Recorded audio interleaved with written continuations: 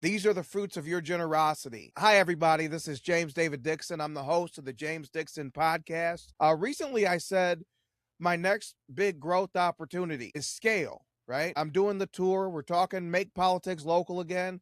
Tonight, I'm going to Oakland University, meeting up with the college Republicans there. I said recently that there was basically two lanes of growth that I saw in the immediate term. The first was if I could hire a media booker. And so I found a great guy, Nicholas DeSimone, East Coast guy. And because of a generous donor, I was able to retain his services. And so this is the first fruits of that arrangement. Last week, I was on the radio with Stacy Washington, Stacy on the Right, on SiriusXM. Great woman, great host. And we had quite a great conversation, as you'll see here. To put what you're about to hear in perspective, for the last few years, I've been appearing on Muskegon Radio. It's a show called Talk of Muskegon, WKBZ. My friends Jim Riley and John Van Wyck. I've been appearing with those guys for years. And every week, it's an unusual arrangement for a radio hit where I go on from 8:30 to 9 a.m. This is pretty much as long as you'll ever see, like an entire half hour for a guest. Usually it's like you get half of a segment. This was my first time talking to Stacy Washington, and we went for 37 minutes. No breaks, all gas, all great conversation with the fellow patriot, talking about data centers, talking about energy costs and energy issues. And then eventually it stopped feeling like an interview and just felt like more of a conversation between two people who are trying to figure it out and trying to leave behind a better country than they inherited. And so I want to thank my donor for creating these kind of opportunities. We're going to continue to spread the word. We need to reach the people who are not necessarily going to Republican meetings. And so this is how we do it. One appearance at a time, one conversation at a time, one follower at a time. Things take time, and things take continued effort and patience. And so we're already starting to bear fruit from the media booker. That is a blessing. The second one I said is that I need a t-shirt sponsor, right? I need a t-shirt sponsor. So like I said, I'm going to visit the Oakland University College Republicans, and it occurred to me, usually I would make a donation appeal. I can't ask college kids for money. They don't have any money, right? And so rather than try to sell them shirts for $20, what I'd like you to do is help me put shirts on their backs. Put shirts on the backs of poor college kids. For every $20 donated, and here's the donation link, tinyurl.com/donate to JDP. 2 is the number, /donate to JDP. For every $20 donated, one of these shirts, and we also have them nowadays in gray and black, one of these shirts will be put on the back of a college kid. So these are the two ways to help. Help me get more reach in the mainstream media and take this message that we're not calling 2026 a midterm. For us in Michigan, it's a final exam. And take the message of make politics local again and being untethered from whatever fake news headline is going to come out of Washington. We're taking that to the national scale.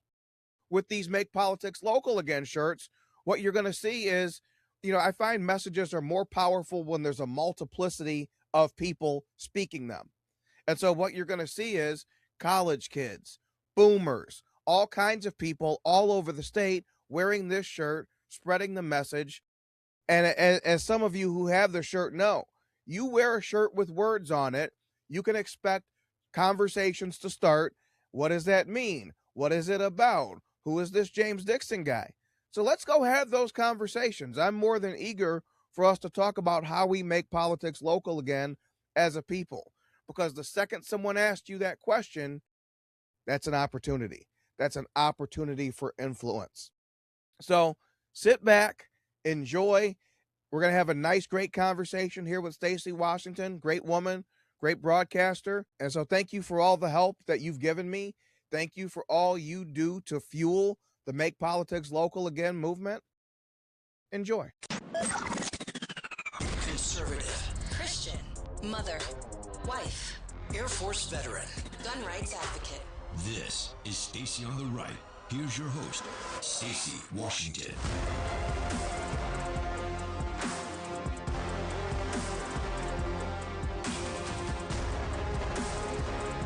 Welcome back to the program. Thank you for being with us this evening. Joining me now is James Dixon, Michigan-based journalist, political commentator. He hosts the James Dixon podcast. James, thank you so much for being here tonight. Hey, Stacy, good evening. Good to hear your voice.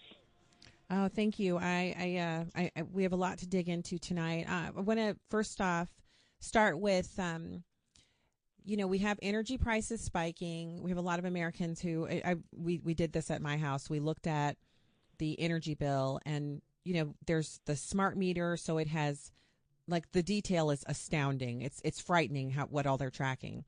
And what you can do is you can actually pull up information that shows this time last year how much electricity did I use. So we are actually using less electricity, but because the rate per kilowatt hour has gone up, we're paying more than we were last year, even though we're getting less actual electrical usage. And we were just taking a note of that because I was thinking, I wonder if anybody else is looking at this. I wonder if people are kind of examining and comparing from a year ago. Maybe they're using more energy, so they're thinking, oh, okay, that's why it's gone up. It's actually the rate that's gone up because, otherwise, why in the world would it be so much higher? You're talking about this as well, and you're including the White House data center deals. Talk to us about what you found. Absolutely. I mean, it's a problem all across America. I live in Michigan. We were a swing state in 2024. We were kind of important, and it's the same story where people are just saying, my energy bills keep going up. And what's fascinating is that Michigan has our leadership here, Governor Gretchen Whitmer. They've made us more reliant on solar and wind as the years go on. And at the same time, they're bringing in data centers, which suck up massive amounts of energy. And so we're kind of burning the candle at both ends. Meanwhile, people are also paying higher bills than they did a year ago or years ago. So what's the answer here? Because I've said we didn't have any of the utilities going up when we were supporting the advancement of the computer, right? We've never had a case where we say let's charge Americans more for X, Y, or Z because of whatever the new technology is. So this is a kind of an uncharted place for us to be in, but it's also it just feels like we're being used. Come on, why are we paying so much more for energy? And then also we have to fund all of these data centers being built, and the approvals are going through like lightning fast. Oh, we're absolutely being used. I mean, you see it right here. I mean, so like you said, so we're using more energy than ever. Data centers are sucking up massive amounts of energy, but at the same time, our governments are transitioning to reliable or what they call renewable energy. So that's the wind, that's the solar, weather-dependent energy is probably an even better way to say it. And so what they're doing is they're worsening our reliability, raising our costs, but what they've promised is that data centers will not have to run on this renewable energy. And so the energy that me and you use to warm our homes, that may or may not work in a year, and it will cost more. But data centers will be made sure that they never fall low of what they need. And so what Donald Trump is trying to do, the president, he's made a very smart effort. He's made a very smart attempt, just trying to establish a standard that if a data company, if an AI company needs to use massive amounts of data, they need to pay for that data as opposed to their neighbors. So the statement that he's making, is this an executive order or is this legislation? Like how can we be sure that we're actually going to see this come to fruition, this protection? I mean, I've seen it described as everything, even short, like a handshake deal, basically, saying, hey, we're going to bring in the companies and kind of establish this standard.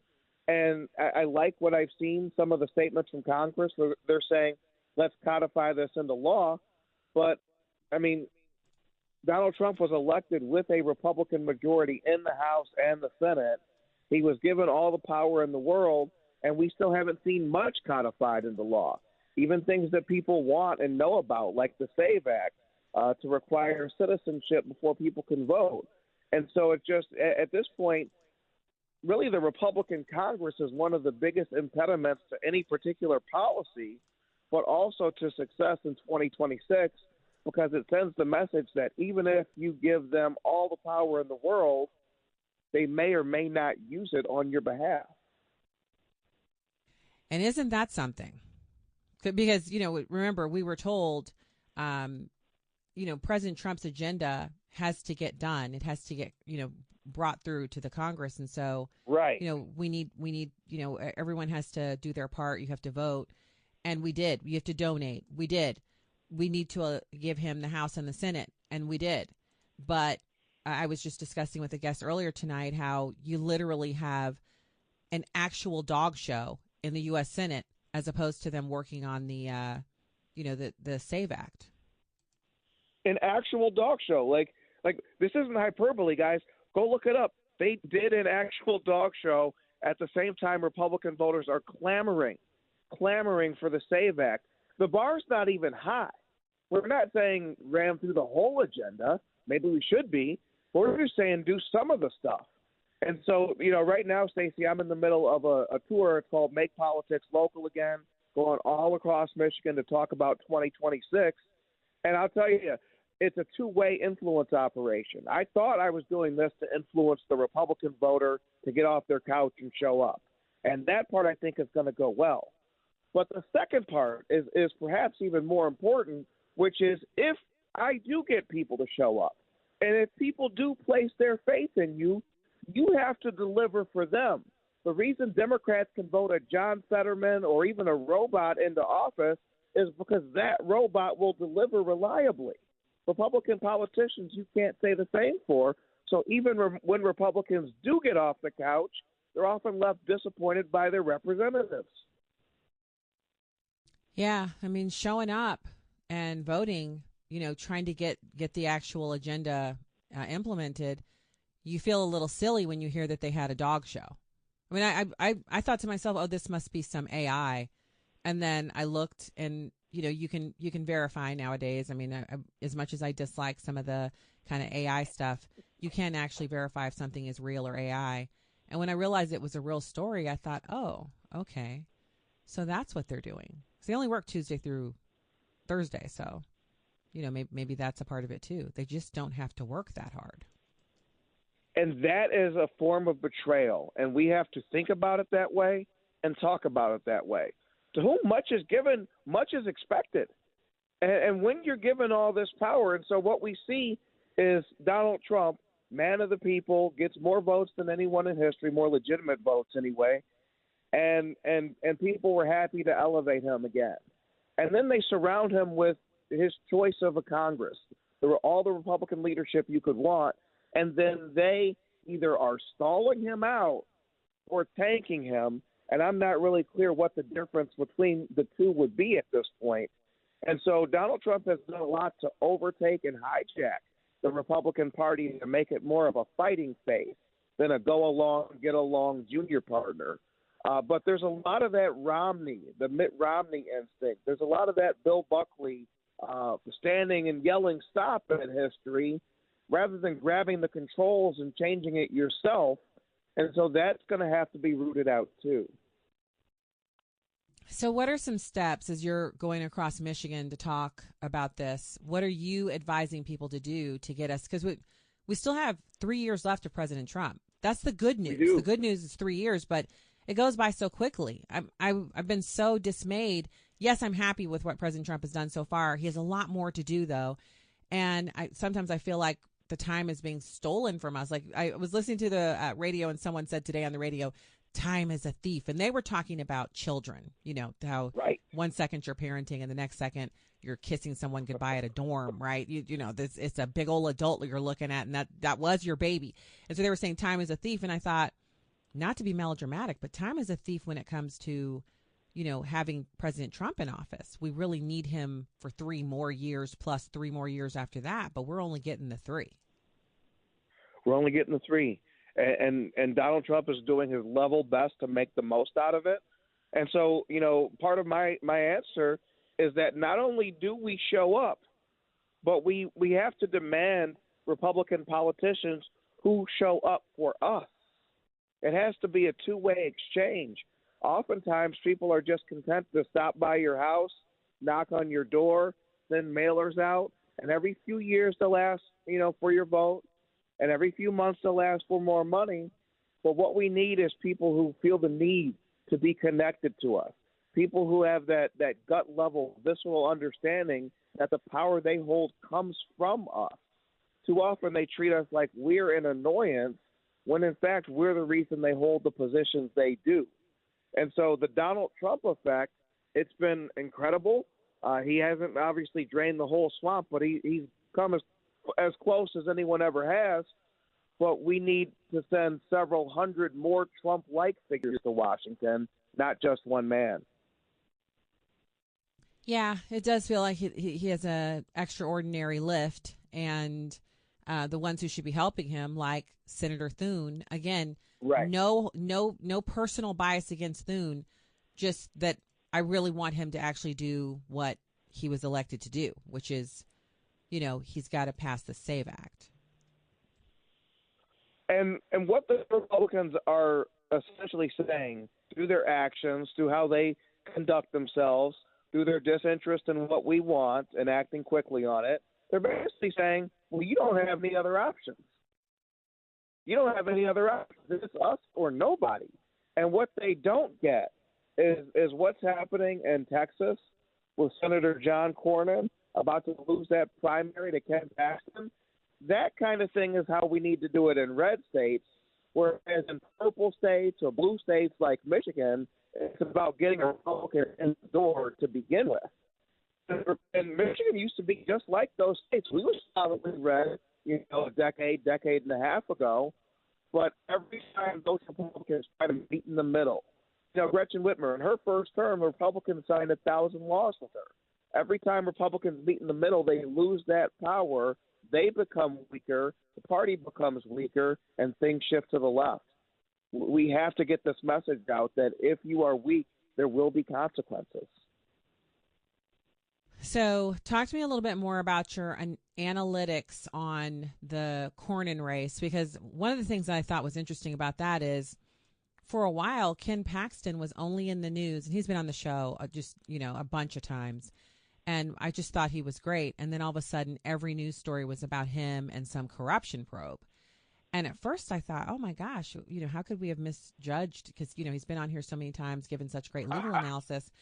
And then I started reading into the stories and I realized, oh, my gosh, they're doing the same thing to Ken Paxton, but to a better effect that they were attempting to do to Donald Trump. They wanted to sully his name and basically get him out of politics because he's too much of a reformer.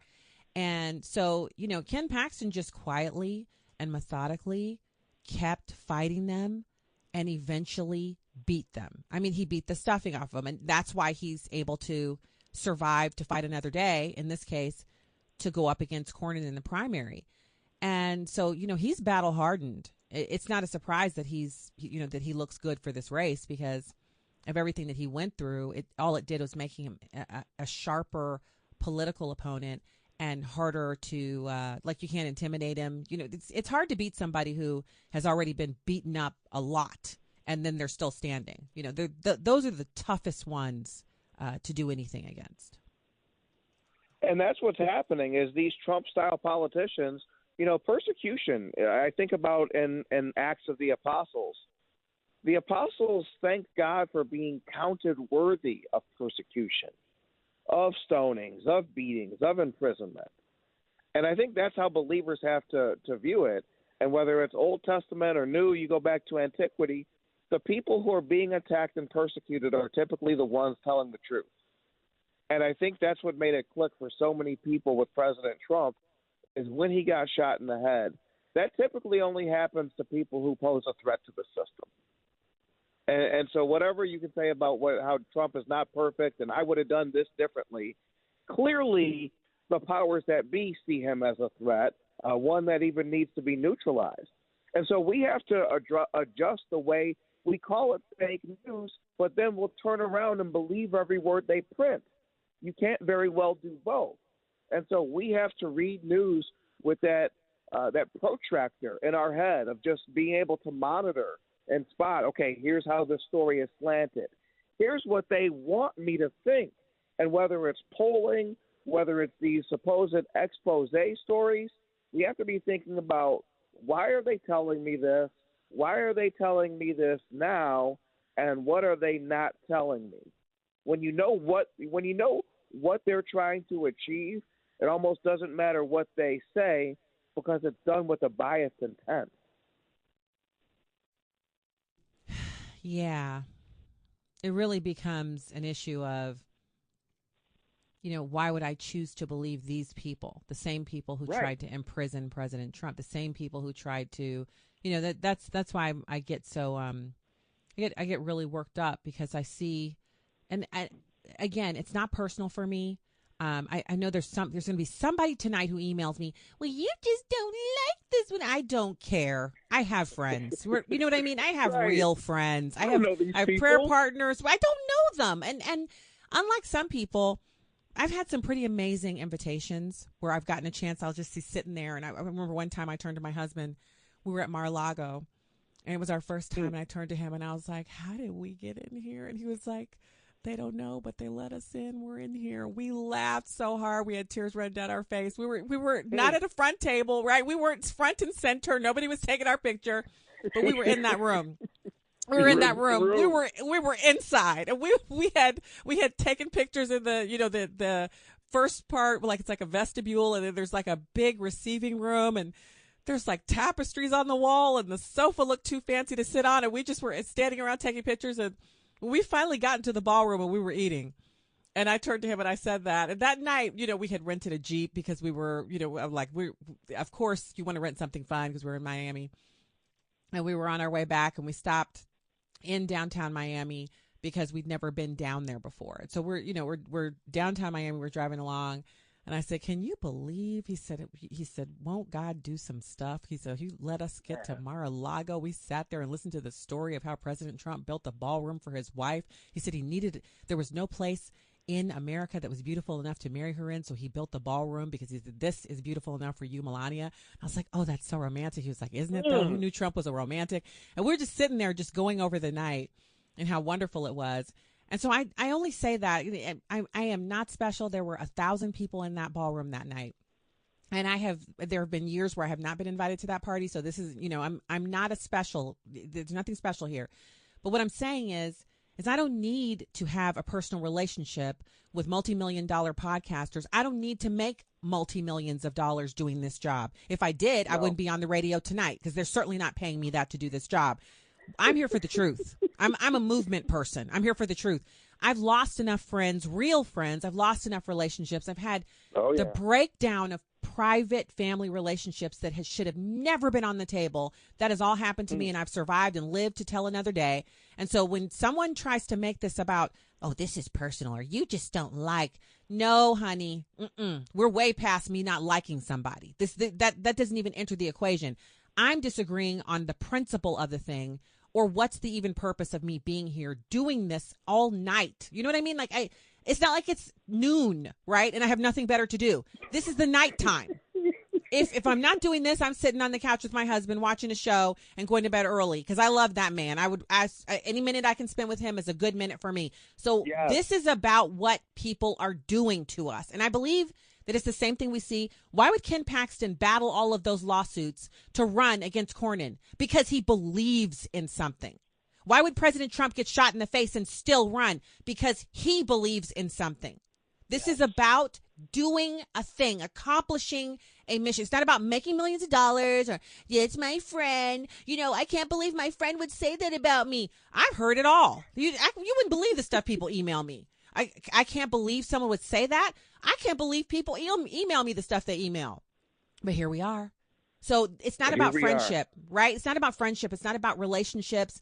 I like having friends. I like having, good relationships. But at the end of the day, there has to be something that's driving me to stay up all night and talk. There's to be something that's driving me to read just one more article, one more book, interview one more person.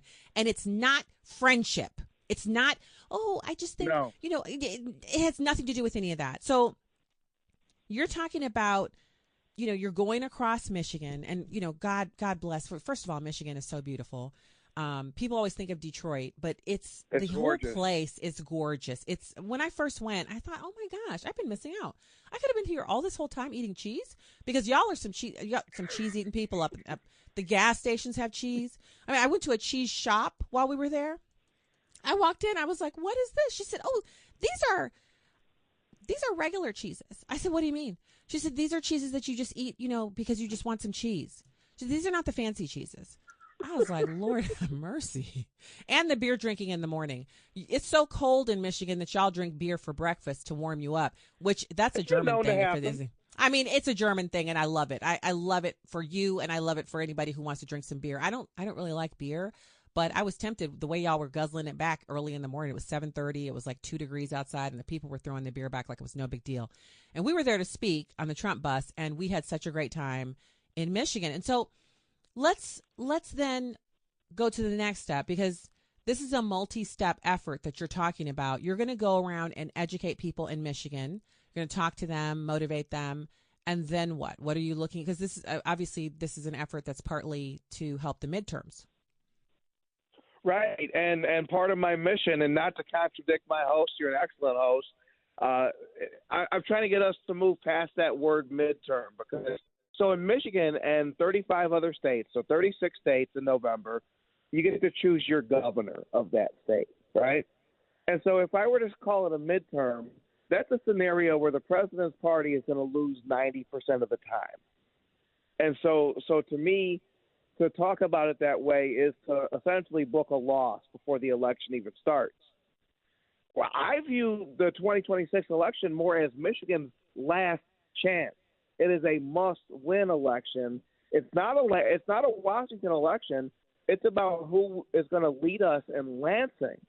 And so the whole point of Make Politics Local again is we're going to shift our focus away from national news headlines that are engineered to hurt you toward the local stories that the media doesn't talk about because they like the Democrats who run the state. So we're going to talk about Gretchen Whitmer and how our budget has grown by $30 billion and no one can say how it benefits you. We're going to talk about the damn roads, the damn schools, the damn energy prices that Gretchen Whitmer said she was going to make improvements on all these things. None of it has happened. We're going to talk about Jocelyn Benson, our Secretary of State, now running for governor, and how she brought Chinese voters into the voting booth and their vote counted and hasn't done anything to erect barriers to keep it from happening again. We're going to talk about the Democrats who run Michigan and how they've run it into the ground. And if we talk about the situation in our specific state, then we make the case for change. What you don't want is to get dragged into national and international headlines, which will augur defeat. All right. So, and when you talk about that 90%, I just would only say, I'm just encouraging you. One thing that I know is that President Trump shouldn't have won in November of 24. He outperformed the expectations for everything. And so I'm saying he could do that again in the midterm, but it's not just going to be on Team Trump, right? Trump victory can't do it in the midterm. I do want us to look at the midterm on the national level and say, like, what can I do? What can I do to make this a better election? It's voting. It's showing up. It might be donating. It might be phone banking. It might be, you get an iPad from the GOP and you phone bank. Whatever it is that you feel is in your wheelhouse to do, I want people to do that. Not to discount the election and say, well, history says we can't win. Yeah, history also said, if Donald Trump, they attempt to assassinate him and they execute lawfare on him and cost him hundreds of millions of dollars in his personal wealth, he shouldn't be able to come back from that. He not only came back from it, he won every swing state. He outperformed every expectation. Yes. So we can do that in the midterm. So I just want to level set and set expectations here as we're talking. And then the other thing is, I really respect what you're doing, traveling around your own state to get the change that you want to see, because, the dog and pony show, which is literally a dog show now. Like, remember when we used to call it a dog and pony show and that was a euphemism? Now it's an actual dog. We called it that. we were trying to be clever. We had, we scored well on our aptitude on the SAT for We didn't think for they'd actually English. do it, though. No. That wasn't the point. The point wasn't that we expected them to put sweaters on their dogs and put them into little wagons and do an actual show at the Longfellow building, Longworth, whatever it's called. Did you think that? I mean, maybe I should start. That's what I should start off. Every guest who comes on from now on, I should ask them, did you tell the Senate to do the dog show, the actual show? Because I kind of thought to myself, that was a euphemism. That's what I thought. Yeah. Yeah, the Senate's really gone to the dogs these days. Yeah, it's gone to the dogs. The fancy dogs, the designer dogs, not the dogs you find on the streets of New York City, but dogs that have like pedigrees and clothes and names.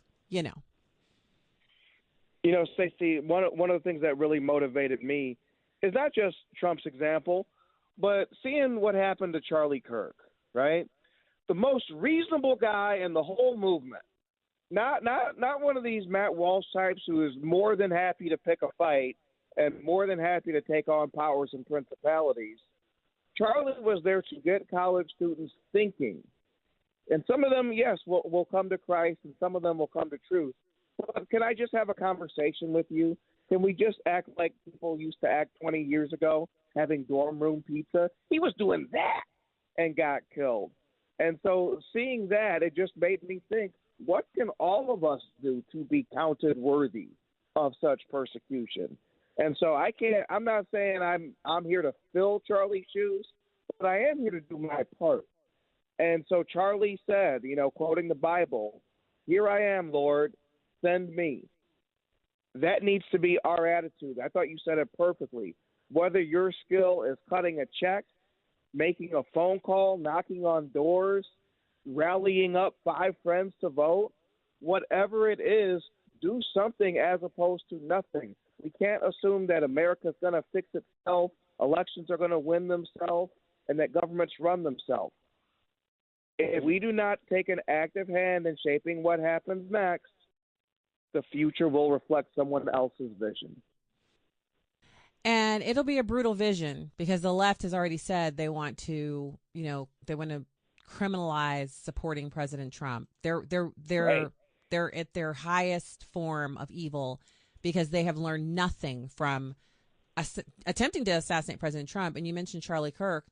He was the best of us. He was the nicest of us. He was the one who you described him as wanting to have a conversation.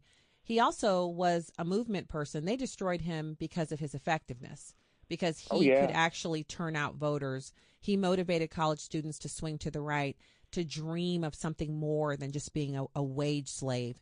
He motivated those kids to love the idea of finding someone the way he found Erica. I honestly believe, because remember, the devil comes to lie, kill, steal, and destroy. Yes. And if you are someone you're a disciple of Jesus Christ, you're out there teaching people how to love, teaching them how to want something more, how to dream big.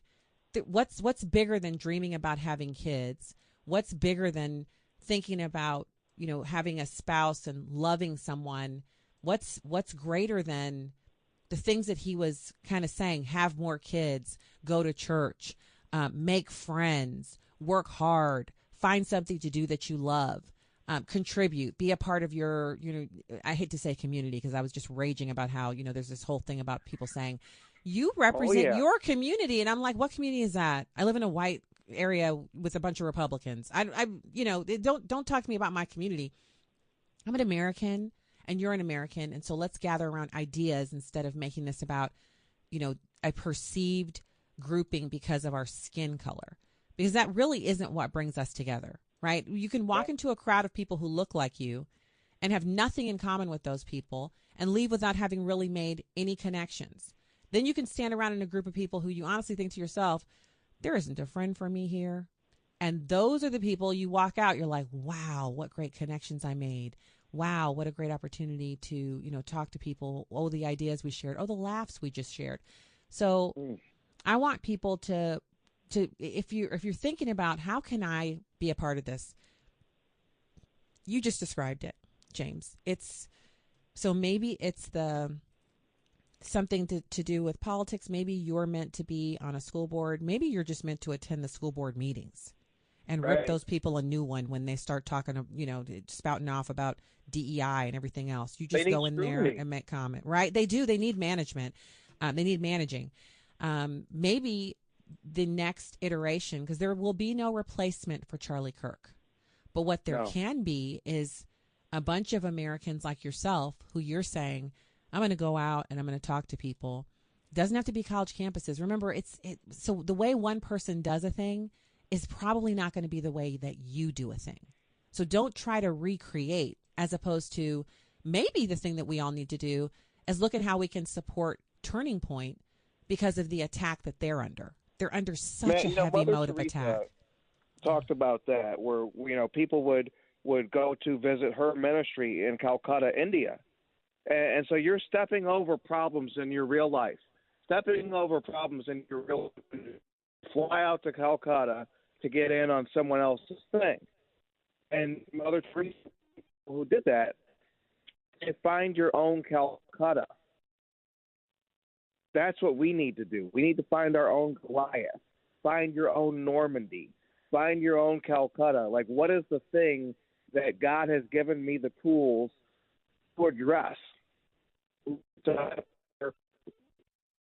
Large amounts of people, explaining complex things in short amounts of time.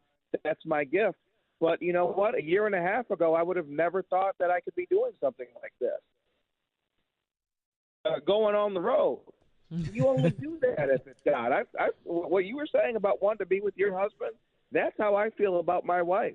I had a speech tonight, and literally we missed each other between when I had to leave and when she got home by about 15 minutes. And I just left as early as I could to get back because we just need some amount of time together. I just love her. And so you and I are simpatico there, because I love spending time with my husband. And that's the thing about this job. He was actually working remotely, so I was with him all day long. So this, it was like a 3-year respite where he worked from home. He has an office here, but he worked from home. And so I saw him all the time. And at night I'd be on the radio and I would just be gung-ho and fired up and energetic about it. Well, I still am energetic about my job, and I do love doing this work. But now he's gone all day, and then at night I'm doing this. So it makes it, it's more of a sacrifice. So does that mean I don't want to do it? Of course not. But what it does mean is that I have more skin in this game than I'm given credit for. People are just, you have such a life. And I'm like, yes, I do. By the grace of God, I do. But I also don't spend the evenings with my husband the way you do with yours. So, enjoy your husband in the evening. I'm on the radio. My husband is not in here on the radio with me. Obviously, why would he be? So, I have a lot of skin in this game. I should have ultimate credibility. Maybe people don't agree with what I'm saying. They don't agree with my viewpoint, but certainly don't place me in a place where, that's just something you do for fun. Not really. I don't know anybody else who says, you know what, let me find a job where my schedule is going to be the opposite of my husband's and we're empty nesting, and let me just go ahead and do that job instead of doing the thing that I assumed I would be doing at this time, which is hanging out with my husband as if he was my boyfriend again and doing all the things during the week, going to happy hours, hanging out with other couples, right? It costs. What about Donald Trump? Bill Clinton, my goodness. Dated more women than he ever dated. He had to become president to get good with women. Donald Trump has had fewer women at any point in his adult life in the last 12 years because he's had every eye on the East Coast on him at every moment. Think about all he has given up to do this. They look at this and they look at what they can get in the here and now.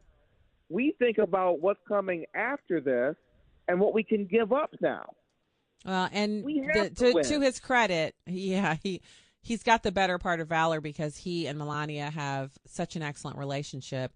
Yeah. Bill Clinton has never known the kind of love that the Trumps have for each other. He and Hillary, they were always a business partnership, never they weren't each other's love story.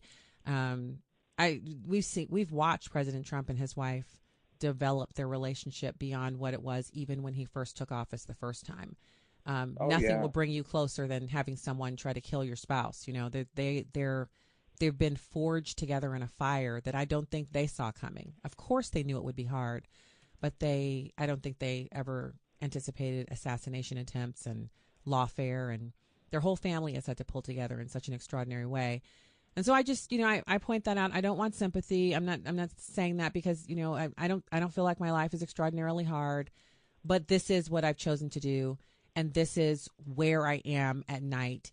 And it's an honor and a privilege. It's a sacrifice, but it's also something that, we just need everybody to jump in and do a little something. Do it for Charlie. Do it for President Trump. Do it for your faith. Maybe do it just for yourself. Sometimes I look at it and I'm like, right, do it for your kids. And if you're a boomer, I'm starting to get into some colleges, but mostly I find I'm talking to boomers when I do these things.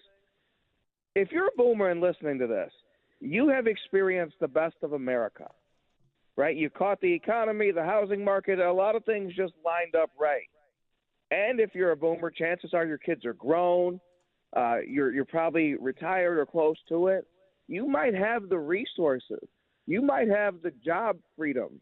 You might have the situational freedom where you can make a contribution that you never have because you never thought you had to.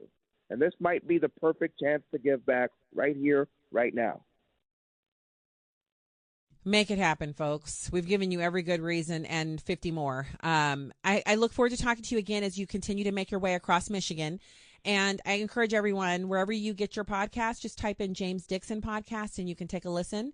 Add that to your subscriptions and cool stuff that you're doing. James, thank you so much for joining in, and we'll talk to you soon. Thank you, Stacy. This was a blessing. It was. It's good to talk to you.